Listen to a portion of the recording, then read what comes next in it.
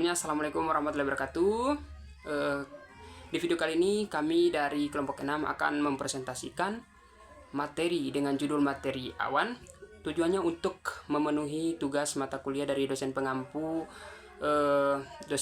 mata kuliah klimatologi dan agroklimatologi, Ibu Wiwin Failisha Putri, SHUT, MHUT.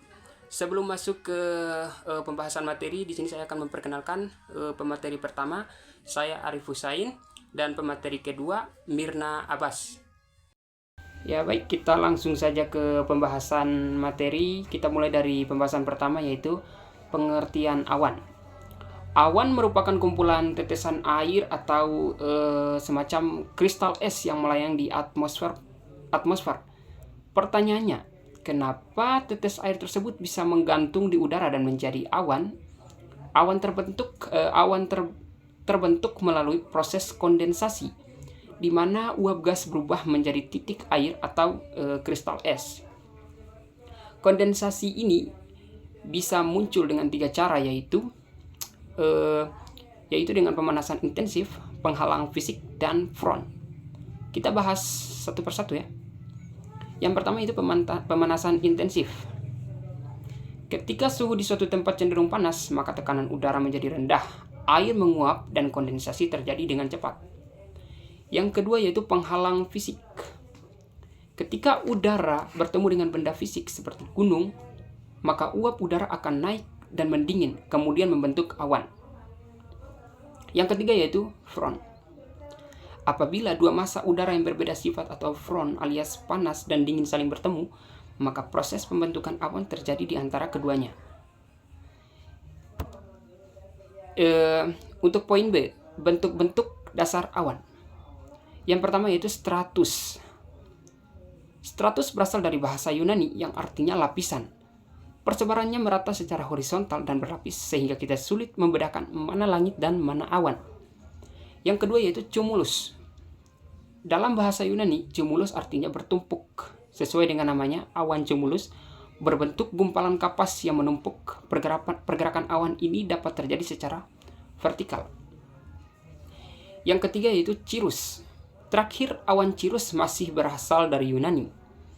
Cirrus artinya serat atau helaian rambut ikal, dinamakan cirrus karena terdiri dari kristal es yang tergores oleh angin sehingga menyerupai goresan halus dan berserat layaknya rambut.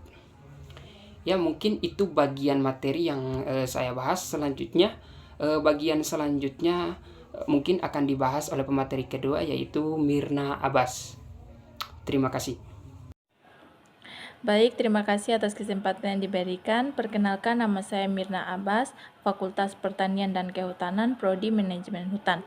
Di sini saya akan melanjutkan materi yang telah dibahas oleh Kak Arif Husain dengan judul awan.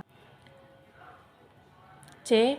Klasifikasi jenis awan berdasarkan ketinggiannya. Pada tahun 1894, kemungkinan cuaca internasional mengklarifikasikan jenis awan menjadi 4 kelompok, yakni awan rendah, awan sedang, dan awan tinggi, dan awan vertikal, yaitu yang pertama awan rendah.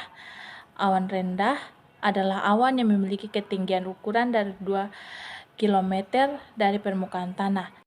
Terbagi menjadi stratus, nimbostratus, dan stratus cumulus.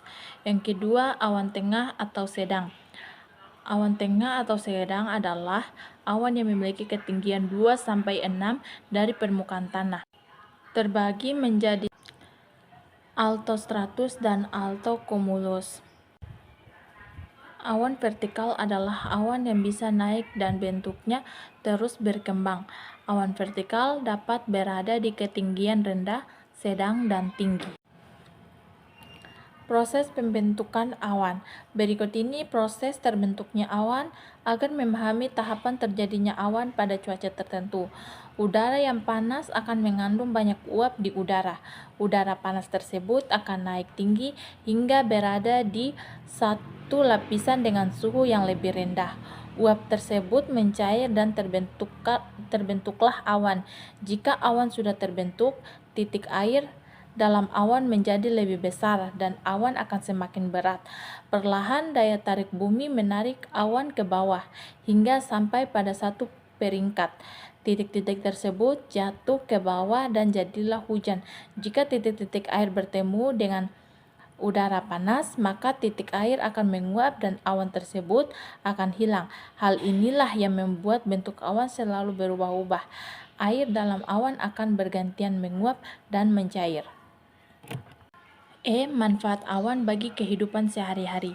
Yang pertama itu, awan membantu meramalkan cuaca sehingga BMKG bisa memantau pergerakan dan jenis awan yang muncul. Yang kedua, keberadaannya sangat penting dalam keselamatan penerbangan karena jika muncul awan di atmosfer, maka bisa menyebabkan kerusakan pada bagian pesawat. Yang ketiga, sebagai indikator penting yang bisa memperkirakan arah angin. Yang keempat, melindungi pancaran langsung dari sinar ultraviolet yang bisa membahayakan kesehatan tubuh. Yang kelima, menghilangkan cuaca panas dan juga memberikan kesejukan.